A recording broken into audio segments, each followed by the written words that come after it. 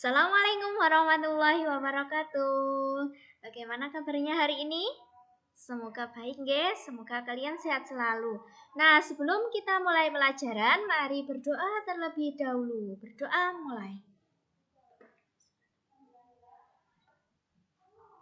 Berdoa selesai. Nah, hari ini kita akan belajar di pembelajaran 2 dulu, nggih. Bu Rahma jelaskan. Di pembelajaran 2 ini kalian lihat halaman 127. Nah, itu ada seorang anak yang sedang memberi makan ikan, kelinci, ayam.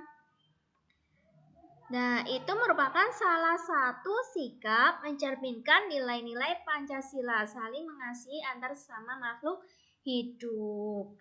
Nah, sekarang kalian buka halaman 128. Nah, cermati beberapa sikap yang mencerminkan nilai-nilai Pancasila berikut ini. Nah, ada membantu teman saat jatuh dari sepeda sampai bangga saat mengenakan batik. Ayo kita cocokkan. Nomor 1 yang pertama, membantu teman saat jatuh dari sepeda itu merupakan cerminan dari sila sila kedua dengan simbol rantai. Selanjutnya, menghargai karya orang lain. Menghargai karya orang lain itu pencerminan sila kelima, padi dan kapas. Dengan simbol padi kapas. Tidak memaksakan kehendak saat berdiskusi.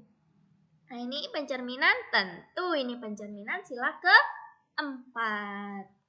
Menghormati teman saat beribadah. Ini sangat jelas sekali pencerminan sila ke-1. Bangga saat mengenakan batik, ini merupakan salah satu contoh sikap persatuan. Nah, ini apa? Nah, sila ke-3. Nah, dari pencerminan sila-sila ini apakah ada yang ditanyakan anak-anak? Contoh-contoh sikapnya? Bu Rahma lanjut lagi, nggih.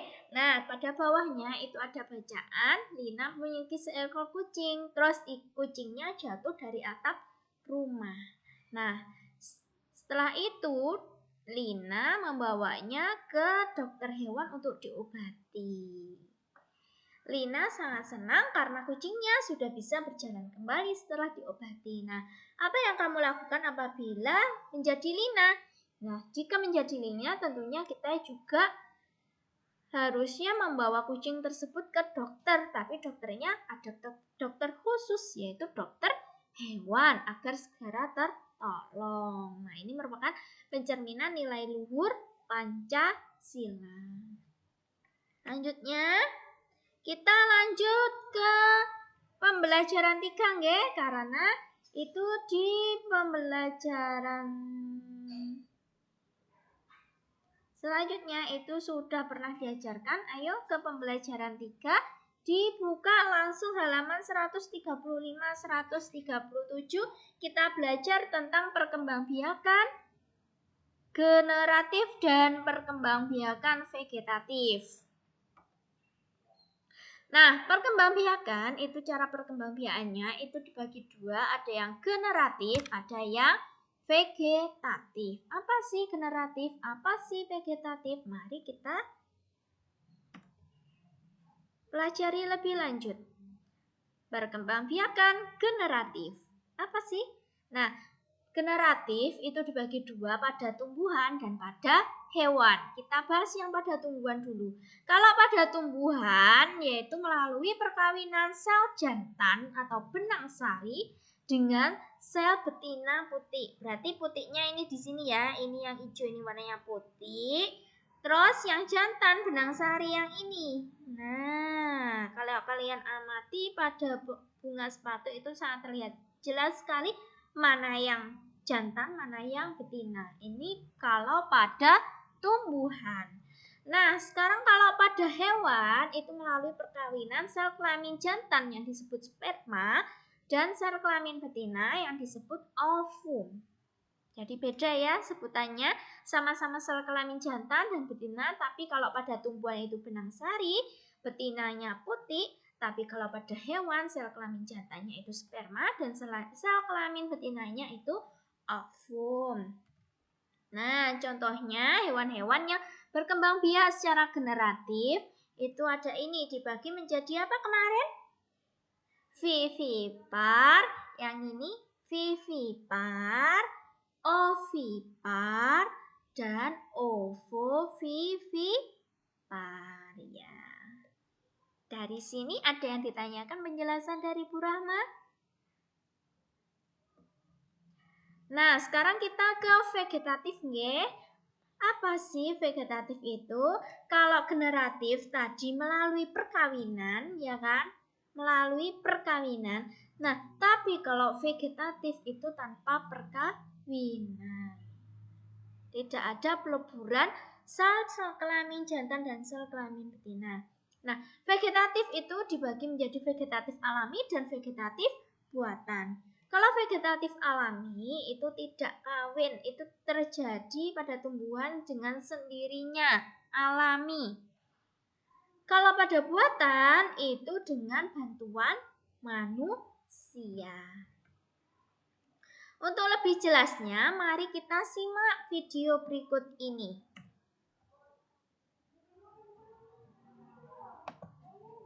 Sebelumnya, kita sudah belajar perkembangbiakan secara generatif yang melibatkan putik sebagai betina dan benang sari sebagai jantan. Yang nantinya serbuk sari akan jatuh di kepala putik, melakukan penyerbukan dan pembuahan. Selanjutnya, bagaimana dengan vegetatif? Mari kita cari tahu lewat video ini.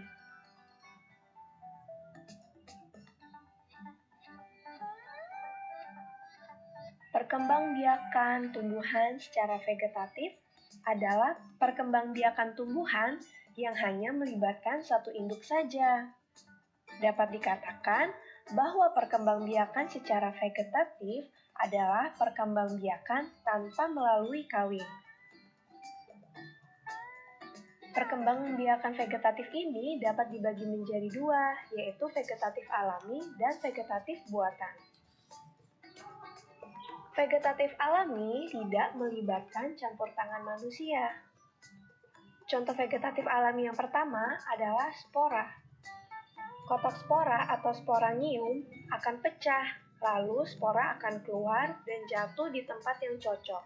Spora akan tumbuh menjadi tanaman baru. Spora fungsinya mirip dengan biji. Apakah kalian tahu contohnya? Ya, lumut dan pakis. Ini adalah gambar tanaman pakis. Kalau kita lihat lebih dekat, pada daun terdapat sporangium. Apakah kalian pernah melihatnya juga? Yang kedua adalah tunas. Tunas adalah tumbuhan muda yang baru tumbuh dari bagian tubuh induk tumbuhan. Pasti kalian sudah mengenal contohnya. Pisang dan bambu. Ini adalah tanaman pisang yang sering kita jumpai. Jadi jangan heran, meskipun tanaman pisang tidak dirawat, mereka akan tumbuh subur karena melakukan perkembangbiakan secara vegetatif. Selanjutnya adalah bambu. Lihat tunasnya baru tumbuh. Perkembangan vegetatif dengan umbi ada 3. Umbi batang, umbi lapis, dan umbi akar. Kita mulai dari umbi batang. Umbi batang adalah batang yang menggembung dan tumbuh di dalam tanah. Biasanya digunakan tanaman untuk menyimpan cadangan makanan. Kalian pasti sering memakannya. Ya, contohnya adalah kentang dan bengkuang. Ini adalah tanaman kentang. Jadi, ketika kalian menanam kentang, dari kentang itu akan tumbuh tunas-tunas baru yang nantinya akan menjadi pohon kentang. Umbi lapis. Umbi lapis adalah lapisan-lapisan daun atau susunan yang berlapis-lapis yang mengelilingi batang dan tumbuh di dalam tanah. Apakah kalian masih ingat contohnya? Ya, bawang merah dan bombay. Jadi, ketika kalian menanam bawang di suatu media, entah air ataupun pupuk atau tanah, bawang itu akan menumbuhkan tunas baru seperti yang pada gambar ini. Umbi akar. Umbi akar adalah akar yang menggembung, namun tidak berluas-luas, berisi cadangan makanan. Contohnya, lobak dan wortel. Ini adalah tanaman lobak. Jadi ketika kalian ingin menanam lobak, kalian bisa memotongnya, namun tidak menghilangkan pangkal batangnya. Dan ketika kalian tancapkan ke tanah, lobak itu akan tumbuh kembali menjadi tanaman lobak yang baru. Selanjutnya, akar tinggal. Akar tinggal atau batang di bawah permukaan tanah, berbentuk mirip akar, berbuku-buku atau berluas-luas. Coba kalian perhatikan jari kalian, itu adalah contoh berluas-luas. Contohnya adalah kunyit, jahe, lengkuas, dan masih banyak lagi. Ketika kita ingin menanam tanaman yang baru, kita bisa memotong sedikit lengkuasnya dan menguburkannya kembali ke dalam tanah. Vegetatif buatan, yaitu melibatkan campur tangan manusia. Contohnya adalah cangkok, yaitu mengusahakan batang tanaman berakar sebelum ditanam ke tanah. Langkahnya adalah mengupas kulit batang, lalu membungkusnya dengan tanah humus sehingga akar dapat tumbuh pada bagian yang dikupas tersebut. Contoh tanaman yang dapat dicangkok adalah apel, mangga, dan nangka. Stek, memotong bagian tumbuhan, kemudian ditanam dan dapat tumbuh menjadi tanaman baru. Contohnya singkong dan mawar. Nah, jadi batang singkong kamu potong, lalu tinggal kamu tancapkan saja ke tanah dan batang itu akan menumbuhkan akar dan jadilah tanaman yang baru. Stek ini bukan hanya stek batang, namun stek daun. Jadi kamu tinggal mencabut daunnya dan menanamkannya ke tanah. Contohnya adalah tanaman cocor bebek. Selanjutnya, sambung, yaitu menggabungkan dua batang tanaman yang sejenis. Wah, unik sekali ya. Contoh tanaman yang melakukan perkembangan vegetatif dengan cara disambung adalah singkong dan mawar.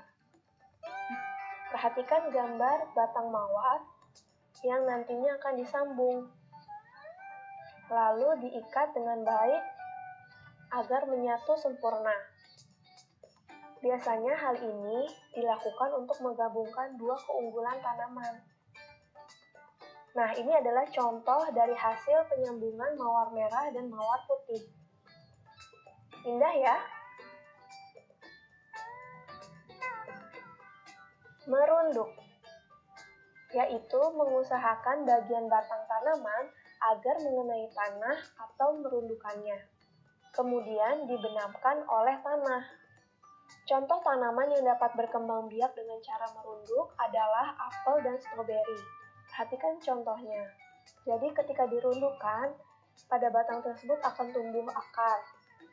Ketika sudah tumbuh akar, batang tersebut akan dipotong dan kemudian dipisahkan agar menjadi tanaman yang baru. Vegetatif apa yang paling kamu sering lihat? Oke, sampai di sini dulu ya pembelajaran kita. Sampai bertemu di pembelajaran berikutnya. Bye! Nah, itu tadi vegetatif dan generatif ya. Nah, sekarang kita lanjutkan ke poster. Tadi kan kita bicara tentang perkembangbiakan hewan dan perkembangbiakan tumbuhan. Nah, poster itu apa sih? Poster adalah karya seni atau desain grafis yang berisi komposisi gambar dan huruf yang menarik di atas kertas berukuran besar dan berisi pesan-pesan. Biasanya itu ditampilkan di tembok-tembok atau di tempat-tempat yang strategis yang banyak dikunjungi orang dan mudah dibaca. Nah, contohnya seperti ini, karena kita kan berbicara tentang pelestarian hewan dan tumbuhan. Contohnya seperti ini. Posternya, lestarikan hewan dan tumbuhan langka. Dan ada lagi, ayo jaga dan lestarikan hewan dan tumbuhan langka di Indonesia. Itu tadi poster. Nah, kita kemarin pada pertemuan sub-sub tema 1, kalian kan telah belajar tentang kesimpulan. Jadi kesimpulan itu bisa ditarik dari ide pokok tiap paragraf. Ide pokok dikerucutkan lagi, disederhanakan lagi menjadi sebuah kesimpulan.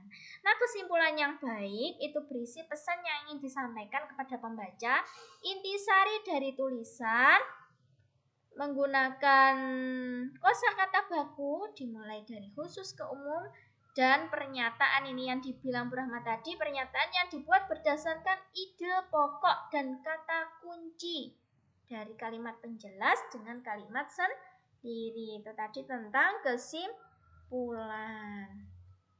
Nah, untuk kalian tugasnya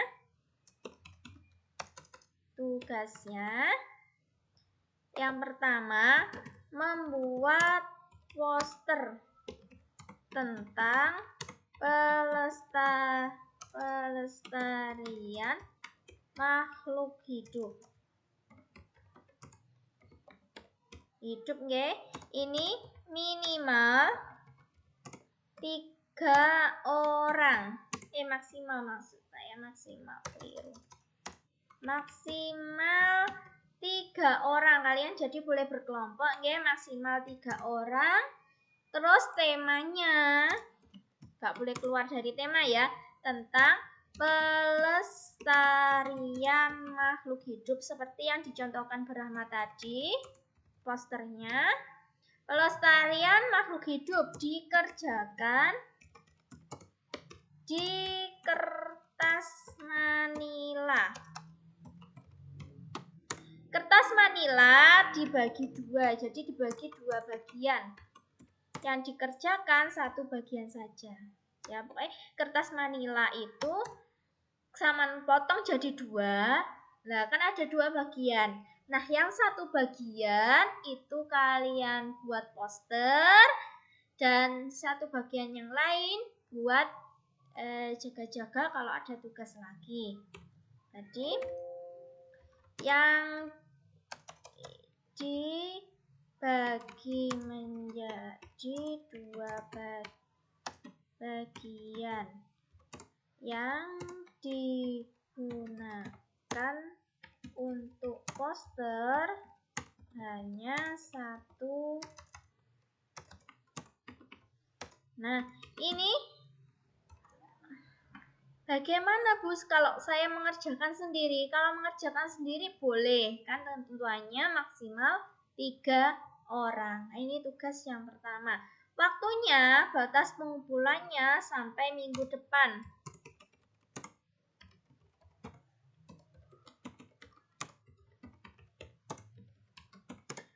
Ya, dibuat semenarik mungkin, seindah mungkin, sebagus mungkin.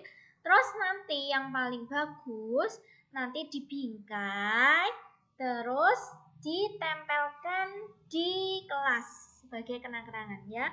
Selain mendapatkan nilai plus, juga ditempelkan di kelas. Selanjutnya, kalian praktek